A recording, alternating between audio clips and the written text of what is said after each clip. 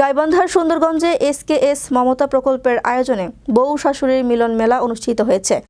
মঙ্গলবার সকালে উপজেলার Tarapur union Ghagoa school and college মাঠে এই মিলন মেলা অনুষ্ঠিত হয়। ইউপি চেয়ারম্যান আমিনুল ইসলাম লেবুর সভাপতিত্বে প্রধান অতিথি হিসেবে উপস্থিত ছিলেন উপজেলা নির্বাহী অফিসার তরিকুল ইসলাম।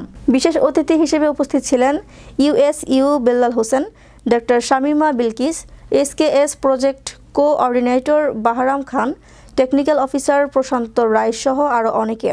এ সময় উপজেলা কোঅর্ডিনেটর ফারজানা সুলতানা বলেন, বর্তমানে তাদের সম্পর্কের ক্ষেত্রে টানাপোড়েন দৃশ্যমান।